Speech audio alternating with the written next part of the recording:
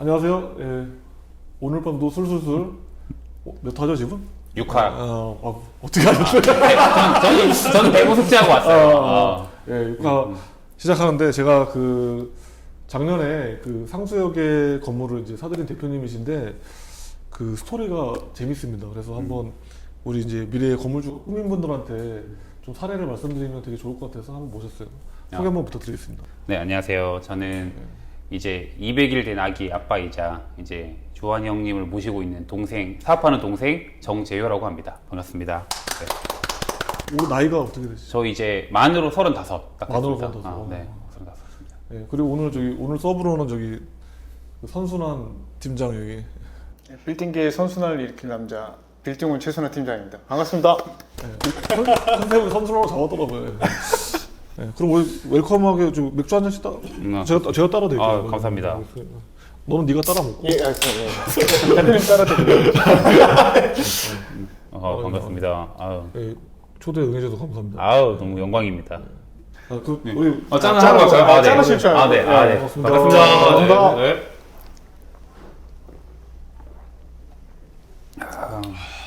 그 이커머스 사업을 이제 학원 이제 관두시고 하고 계시잖아요. 네네. 어때 사업은 잘 되세요? 저는 잘 되고 잘 되는 편이기도 하지만 물론 뭐 엄청나지는 않지만 그래도 잘 되는 편이고. 그리고 한번 소개해 주셔도 좋을 것 같은데 무슨 사업인지. 근데 예. 막 대단한 건 아니고 저희 지금 하고 있는 게 보통 애기 신발이랑 애기 육아용품 관련 브랜드를 이번에 런칭을 하고 있어요. 아, 저희 아이 최근에 돌 지나. 제가 선물 보내드릴게요. 달라는 거야? 선물 보내드릴게요.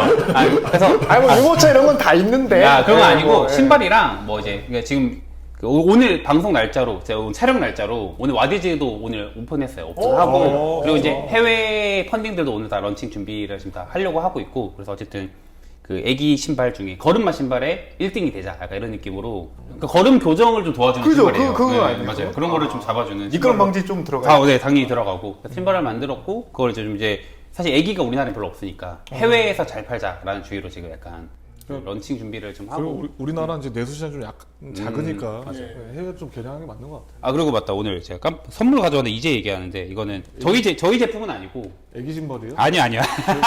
저희 애들 다 커갖고. 이게 되게 귀여워.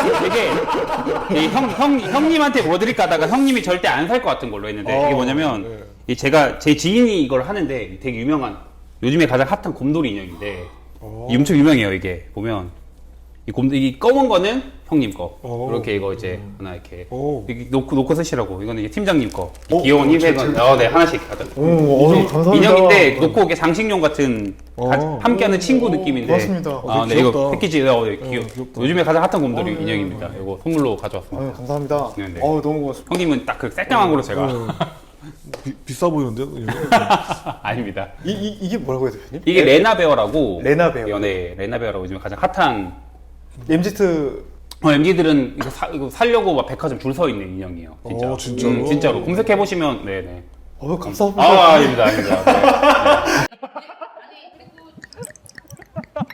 그 김재현 대표님은 일전부터 좀 알고 계셨던 사이였던 것 같은데 어떻게 알게 되셨는지 좀 알 수 있을까요? 스타트업들을 위한 이렇게 모임을 했었어요. 사업가 모임. 그 갓나이 하필 제가 망원동에 건물 하나를 로컬 부동산 통해 가지고 계약을 하고 간 날이었어요. 근데 계약을 했는데 그때가 이제 명도 조건으로 계약을 했는데 3일 뒤인가 명도가 안 돼서 계약이 깨진 거야. 그러니까 이제 이거 너 어떡하지 하고 이제 약간 이제 멘탈이 붕괴되고 있는데 하필 또 그때 이제 현진 대표님이 얘기 하다가 자기는 친한 형님이 통해서 건물을 이 사무실 역삼을 샀고 너무 잘하는 분이 있으니까 그러면 그분한테 한번 연락을 해봐라 하고 이제 번호를 주셨나 아니면 인스타를 주셨나 이랬던 것 같아요. 그래가지고 제가 연락을 드렸죠. 이게 사업이라고 하는 거는 사실 저도 이제 1년이 이제 넘었으니까 사실 이제 1년 지났으니까 사실 초보잖아요. 그래서 그 마인드나 이런 걸 좀 배우고 싶어서 이렇게 만나는 것도 있어요. 근데 되게 좋아요. 막상 나가시면 진짜 이렇게 영감 받으시는 게 있으세요? 많죠. 진짜. 어떤 부분이 좀... 예를 들어 그냥 사실 사업 친구들 만난다고 해서 사업 얘기만 하는 건 아니지만 다들 관심사가 그쪽이니까 성장이고 이러니까 그렇게 얘기하다 보면 요즘에 이런 광고 소재가 좀 잘 먹히더라도 있고 혹은 요즘에는 이런 채널이나 이런 브랜드들이 이런 브랜드 감도 잡는 게 좀 핫하더라라고 좀 스터디도 하기도 하고 그리고 또 얘기하다 보면 결국에 또 무슨 얘기 나오냐면 건물 사야 되는데 이렇게 그래서 나 무조건 나오죠. 그러니까 얘기가 사업 얘기, 사람 얘기, 그다음에 건물 저거 지나가다가 저거 누가 샀다더라 막 이런 얘기 나오면 그러면 근데 제가 이제 그쪽에 중간에 있으니까 저한테 이제 얘기를 많이 해요. 주변이 건물 사고 싶은데 어떻게 해야 돼? 이러면 이제 너 정도 매출이면 이렇게 살 수 있다 해서 이제 형님 이렇게 연결을 해주면 근데 이게 아까 말씀하신 거의 연장선인데 사업가들도 사실은 사업하다 바쁘다 보니까 부동산 공부할 시간이 별로 없는 것 같아요. 그러니까 저한테 물어봐요. 그럼 저 전문가도 아닌데 그러면 형님 소개하거나 좀 공부해보라라고 주면 형님 너무 좋아하고 하는데 이 건물 결정에 있어서 이게 좋은지 안 좋은지 판단을 하는데 너무 어려워하는 것 같아요. 진짜 제가 봤을 때 사야 되는 애들이 있거든요. 분명히 지금 회사 잉여금이 100억이 쌓였대.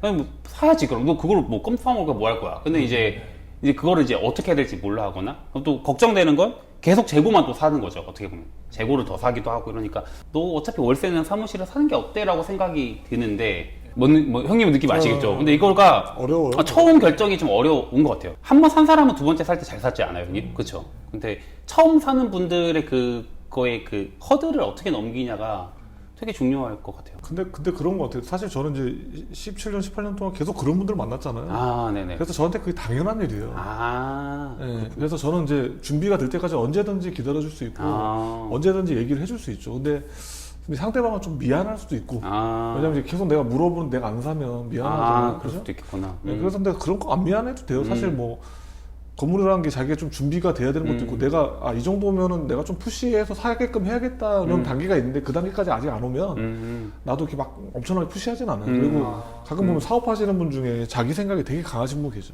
맞아요. 근데 그런 분들은 내가 이거 좋아요 해도 자기가 좋은 거 사. 내가 진짜 친해지면 그냥 뒤통수 때리고 사지 말라고 할 텐데 근데 그러면 어쨌든 간에 내가 사지 말라고 하면 딴 데 가서 산다고. 그런 경우가 생겨요. 그러니까 그런 신뢰관계를 내가 지금 그 장벽을 넘어서는 게 이제 나의 숙제이기도 하고 서로의 숙제인 거지. 그래서 어쨌든 사업하는 사람들이니까 그런 부분 서로 한 번씩 넘어보는 것도 서로 좀 간을 봐야 될 거 아니야. 난 그런 과정이 좀 필요하다고 생각해요. 네. 사실 만으로 35이면 뭐 건물을 사고 이런 얘기들 옛날로 따지면 너무 젊은 거잖아요. 그쵸. 그죠? 젊었을 때 주로 무슨 일을 하셨었어요? 처음에는 제가 처음에 회사도 다녔고 회사는 다니면서 이제 이게 월급이 너무 적으니까 그래서 이제 했던 거는 수학을 잘했어가지고 애들 수학 가해를 했어요. 원래는 수학 가해를 하면 단점이 집에 가야 되니까 집 가는 게 너무 귀찮은 거야. 한 명 갔다가 또 갔다가 이동 시간이 너무 힘드니까 가해가 수학을 가르치는 게 너무 좋은데 가르치는 건 2시간인데 이동 시간도 2시간이 걸리니까 그래서 안 되겠다. 그래서 애들을 모아서 가르치자 하고 처음 했던 게 이제 공부방이라고 아파트를 이제 임대를 해가지고 아파트에서 애들 와라 해서 아파트 단지 애들 이제 하다가 그게 또 잘 되니까 교습소가 되고 그게 잘 되니까 학원이 되고 약간 이런 식으로 했죠. 그리고 저 나름 그 동네에서는 매년 서울대 의대를 보내가지고 좀 유명한 유퀴즈에도 한 명 출연했어요. 제자가 수능 만점인 친구가. 서울대 의대는 쉽지가 않아요. 쉽지 않죠. 그래서 소문이 나가지고 이제 좀 학원이 이제 커지고 그래서 그게 몇 개 운영까지 하다가 딱 작년에 이제 학원을 다 이제 정리해서 부원장 친구가 이제 경영하게 하고 정리 엑시스를 했죠. 근데 그때는 이제 비즈니스에 대한 이해도가 없으니까 이게 PR이 낮은 거예요. 그냥 동네 장사니까 내가 아무리 노력해도 벌 수 있는 게 딱 요만큼 정해져 있는 거고 그리고 또 저는 타겟이 의대를 갈 만한 잘하는 1등급 애들만 킬러 문항만 가르쳤는데 그게 난이도가 낮춰졌어요. 교육 그 방침이 바뀌면 그럼 수요가 뚝 떨어지고 이러니까 이거는 내가 영원히 못하겠다 해가지고 이제 전략을 좀 바꿔서 그럼 온라인은 무한하니까 온라인에 제품을 팔자 하고 애들 필통, 연필 팔던 게 지금 이제 하는 비즈니스로 좀 바뀌어서 이제 학원 하다가 이제 학원은 이제 정리했고 네네 학원 정리했죠. 그럼 이제 사업을 시작한 지는 제가 이커머스 한 지는 지금 이제 법인 기준으로 23년도 1월이니까 얼마 안 됐죠. 그 개인 사업자로 조금씩 하던 거는 21년인가 22년, 그러니까 만 3년 안 됐습니다. 재테크도 되게 잘해요. 어떤 재테크를 하시는데? 첫 투자가 뭐예요? 저 첫 투자가 인천 도원동 반지하 2,700 경매 낙찰. 도원동, 네, 그것도 스토리가 긴데 그 18년도부터 투자를 했어요. 그때가 이제 돈이 없으니까 20대 후반? 20대 중후반이었고 이제 저는 이제 집에 대한 갈망은 있었어요. 어릴 때 약간 그 뭐라고 해야 되냐 집이 없었고 그리고 이제 중고등학교를 교회 사택에서 살았거든요. 교회 사택이라고 하면 아버지가 그 교회가 동대문에 이렇게 언덕이 되게 높은 낙산공원이라고 혹시 아세요? 아시죠? 거기 언덕이 쭉 이렇게 성터처럼 있는 데 가면 높은데 교회가 딱 하나 있어요.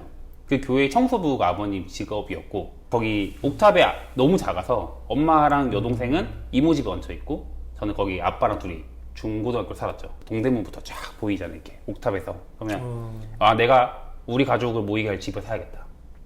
내 집을 가져야겠다. 가 되게 강했어요. 16세 때부터 꿈이 이제 쓰기를 해가지고 나는 집을 갖는다. 근데 그 집에는 뭐가 있고 어떤 색깔에 뭘 하겠다. 이게 되게 강하게 좀 이렇게 구체화를 좀 했어요. 이 스토리도 완전 처음 들어봐. 그죠. 얘기를 한 적이 없으니까. 그래서 그때부터 집에 대한 갈망이 강했는데 이제 20대로 가외로 돈을 좀 버니까 한 500, 600개 모이잖아요. 그걸로 이제 처음 투자를 뭐 할까 하다가 그걸로도 집을 살 수 있다 이런 걸 어디서 본 것 같아요. 책인가? 경매 책이나 유튜브는 아니었고 그때 당시는 18년도니까 뭐였을까? 뭐 인터넷, 뭐 블로그 그리고 책 이런 것들을 보면서 이제 공부를 딱 하고 경매를 처음 입찰한 게 이제 인천 반지하를 갔는데 5명 입찰을 딱 했는데 1등 딱 처음 입찰한 게. 좀 비싸게 샀나 보네요. 그렇지. 근데 제가 되게 공감하는 내용이 뭐냐, 글쓰기. 소름 돋았습니다. 제가 처음에 이제 서울 올라와서 옥탑방에 그 이제 형하고 이제 제일 친한 친구랑 원룸에서 이렇게 셋이 살았는데 옛날 집은 화장실 그 창문이 요만하잖아요. 그렇죠. 근데 거기를 열면은 그 건대 스타시티라고 그 주상복합 있죠. 비싼 집. 예, 그게 딱 보여요. 그래갖고 내가 언젠가 저 집으로 이사 간다. 뭐 이런 생각을 되게 많이 했었죠. 예. 사실 그런 갈망이 결핍은 있었던 것 같아요. 그러니까 막 나도 결핍이 이렇게 있었죠. 더 용감하게 했던 것 같고. 그래서 뭐 경매하다가 근데 이게 또 반지하의 장점은 형님 아시지만 수익률이 말이 안 돼요. 수익률은 반지하가 최고입니다. 투자금 100만 원인데 월세가 한 25만 원, 이자가 한 10만 원 나가요. 그러니까 막 15만 원 남으니까 수익률 뭐 15%, 20% 나오고 말이 안 되게. 그게 아니지. 진짜 뭐 레버리지까지 계산을 하면 거의 막 그렇죠, 80% 적어도. 무한대로 나와요, 진짜.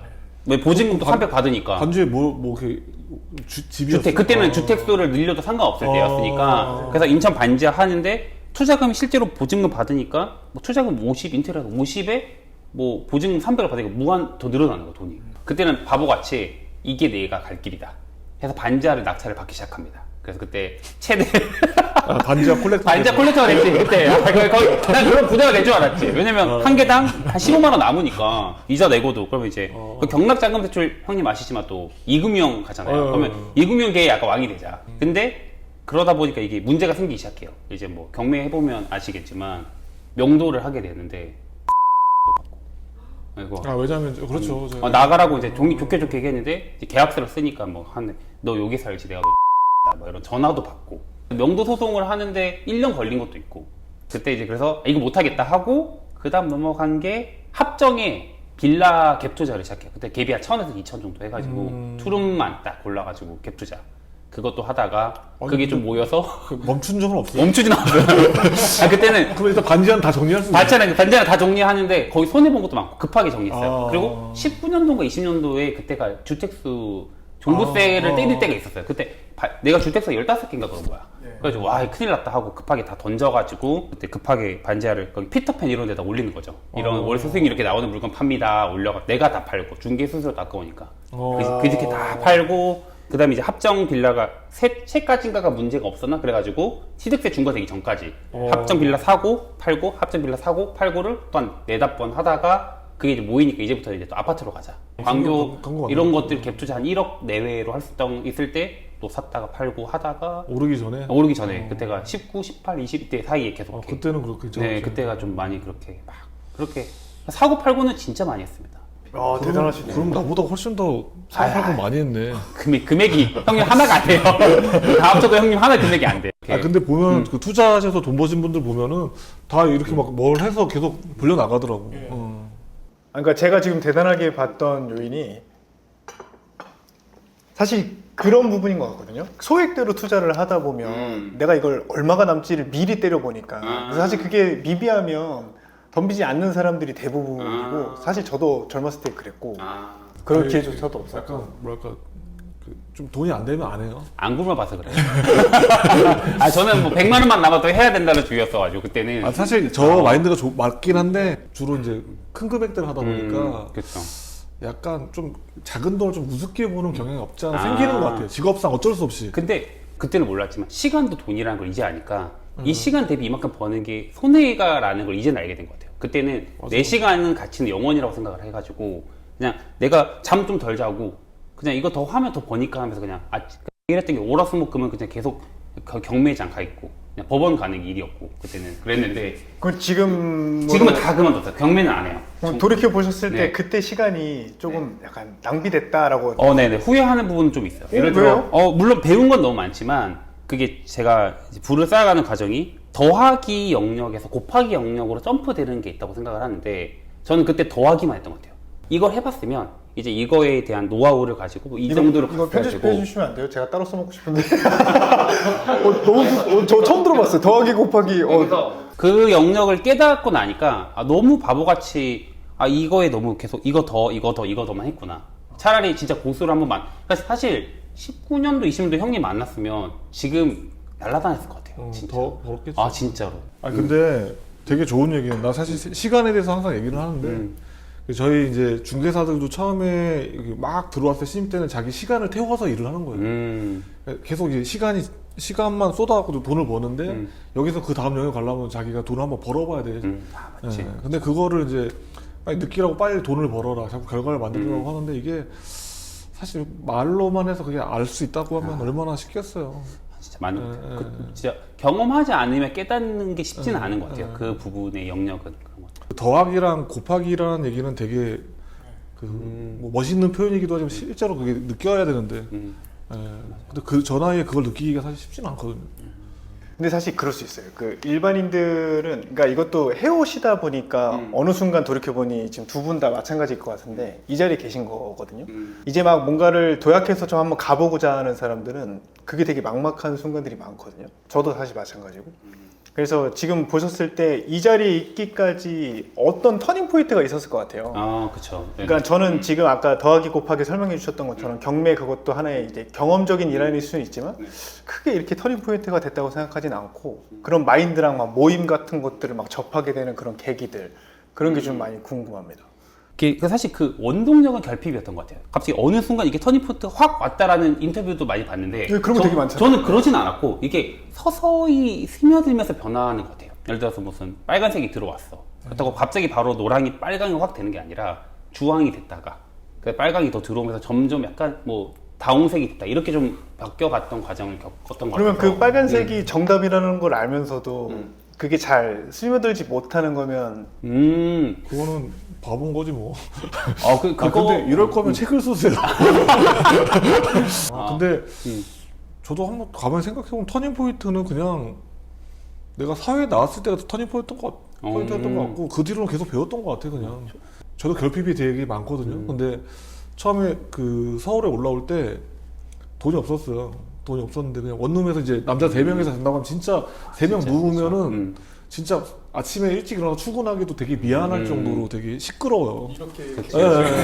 잘못하면 밟을 수도 있잖아. 맞아. 진짜 쏟고. 근데 그러면서 한 번도 힘들다는 생각 한 적 없어. 그러니까 그냥 뭔가 내가 이거를 계속하면 지금보다 훨씬 나아지겠지 이런 생각에 하다 보니까 뭐 이거 이 정도 하니까 그 다음에 이 다음 단계를 가보고 싶고 막 이랬던 것 같아요. 궁금한 게 형님 거기서 점프할 때까지 기간이 얼마 정도 걸리셨어요? 저는 되게 빨리 형님 성장하신 걸로 알고 있어가지고. 그러면 어쨌든 간에 팀장이 돼야지 돈을 벌어요. 네네. 직원 때는 거의 박봉이에요. 그래갖고 밥이 없어갖고 맨날 회식할 때 껴갖고 배 채우고 그랬었거든요.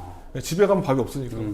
뭐 그런 적도 많고 그래서 근데 팀장이 되고 나니까 갑자기 이제 파트너십이라고 해서 팀장이 되면 이제 급여는 아예 없지만 그 이제 일정 수수료를 이제 회사랑 이제 나누는 구조거든요. 그때 100몇 억짜리를 중개했는데 갑자기 팀장 때 됐는데 처음으로 정산을 받았는데 4,500인가 꽂히는 거예요.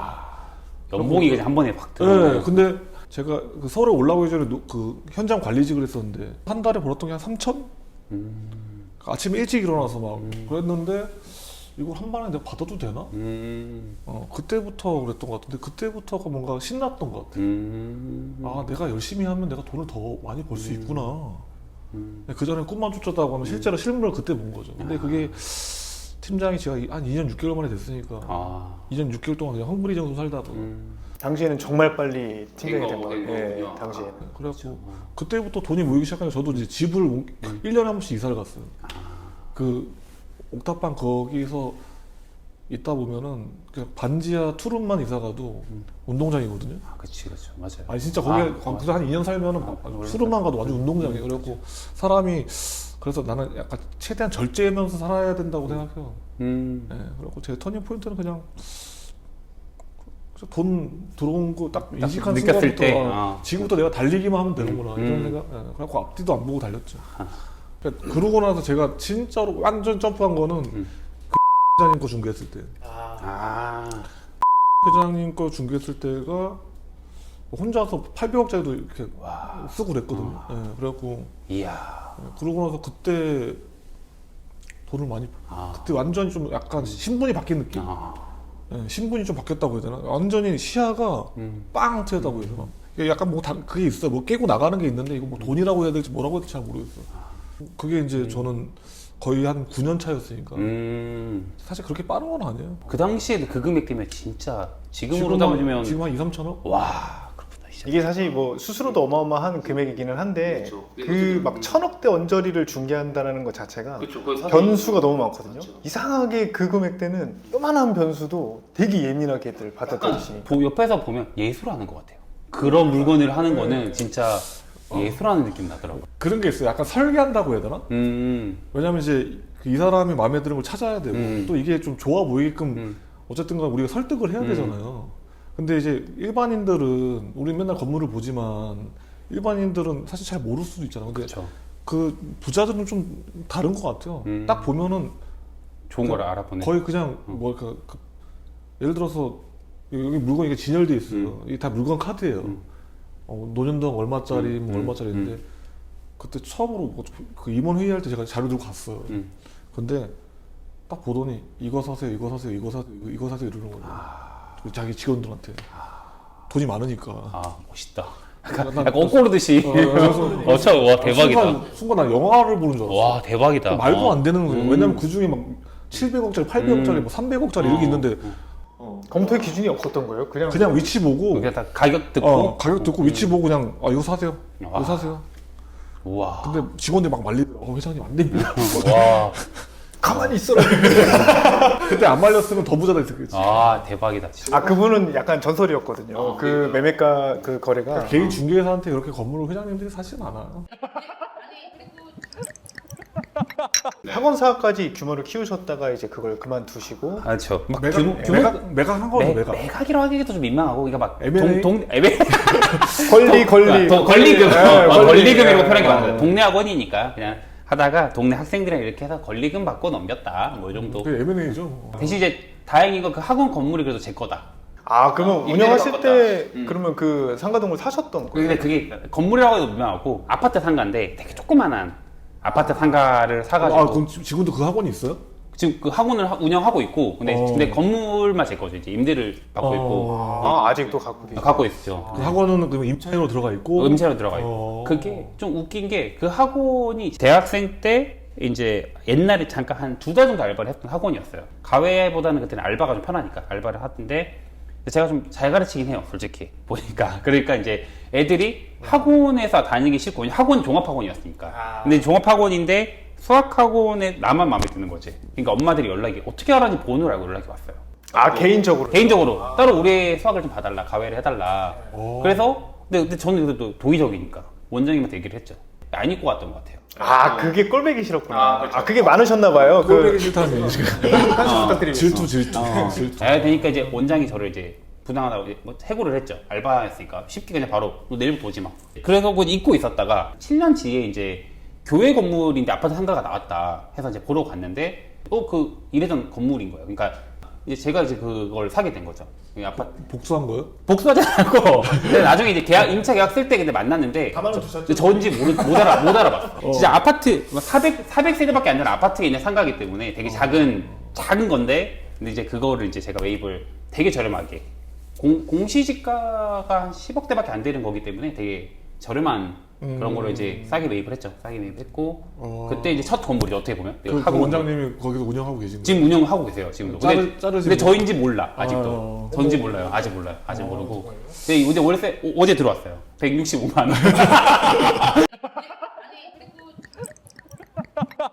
반지하를 경매를 받고 그 다음에 이렇게 단계별로 이렇게 바꿔가면서 상가까지 경매받고 그럼 이제 어쨌든 소액 투자를 계속 이어간 거잖아요. 근데 그걸 모아서 이제 아파트까지 간 거죠. 아파트 그쵸. 그때쯤 이제 결혼을 준비할 때였으니까 뭐, 신혼집 구하고 뭐 이런 식으로. 그럼 이제 투자하면서 약간 뭐 본인만의 투자 철학 같은 게 있었어요? 아 그게 그때는 진짜 제가 형님 만났어야 됐는데 그때는 뭐 없고 그냥 아는 동네. 제가 좋아하는 동네들에 대한 이해도만 계속 만들어놨어요. 그래서 이 동네, 이 아파트에, 이 평수에, 이 향에, 이 코너에 2층이면 가성비 있다. 이렇게 해서 아파트를 그냥 갭으로 사거나 실제 투자하거나 이런 식으로. 근데 그때 제가 하필 마포로 살아가지고 더 좋은 동네 살았으면 더 좋은 아파트를 샀을 것 같은데 그러니까 이제 마포만 이렇게 계속 투자를 좀 많이 했던 것 같아요. 마포니까 얼마나 다행이에요. 다행이죠, 그죠? 그건 맞아요. 근데 그나마 서울이었으니까 다행이었는데 좀 아쉬웠던 건 좀 그때 당시에 진짜 고수들 만나서 시야를 넓히고 약간 지역별로 또 저평가가 있고 타이밍이 있는데 그거 넓게 못 봤어요. 그래서 그냥 이 마포 넓게도 아니고 그냥 진짜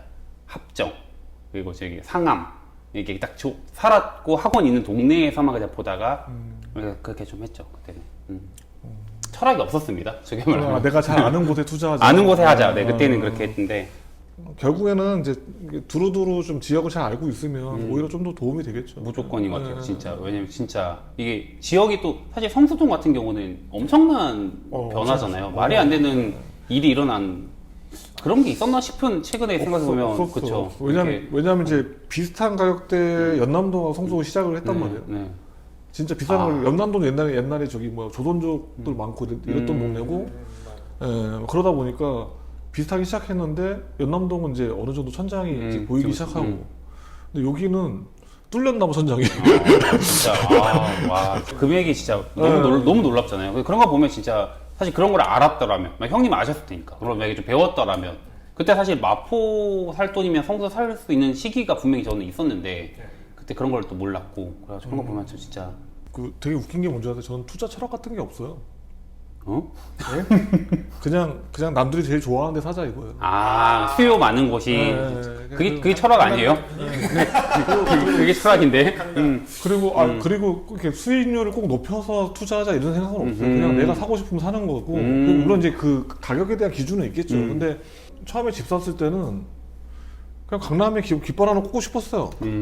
지방에서 올라왔으니까 지방러니까 지방에서 올라온 놈이 강남에 아파트 하나 딱 사면은 그만큼 멋있는 게 있나? 없죠, 진짜 최고죠. 맞아요. 그 생각밖에 없었어요. 다른 생각 하나도 없었고. 그럼 형님 첫 아파트가 강남 아파트예요? 네. 와, 저게 되나? 저게 사실 일반적으로 될 수가 없는데. 아니 사람들 이제 이렇게 뭐 단계별로 오라고 하는데. 근데 이게 되면 그게 맞는 것 같긴 해요. 제가 이번에 매입하신 게 지금 이제 사옥으로. 그쵸. 할 것 같아요. 사옥 쓸 것 같습니다. 스타트업. 그쵸.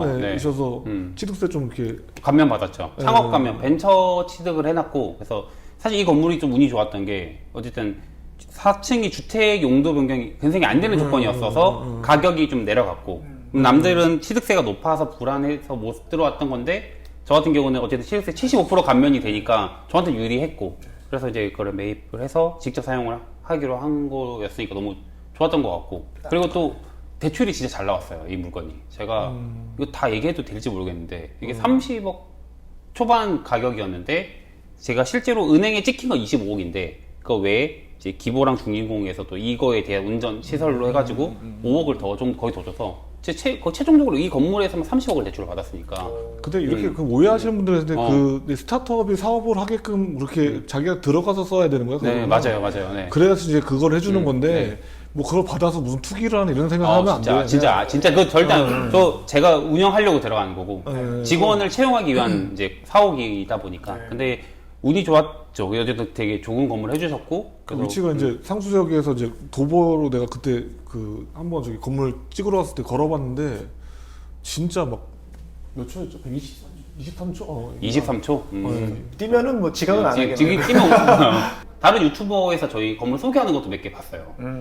사례로 해서. 사례로 해가지고 거래 사례하면서 잘 산 것 같다 이러면서 사례도 좀 몇 개 봤고. 벤처를 받으려고 하면은 어떤 요건들이 있을 거 아니에요? 있죠. 네.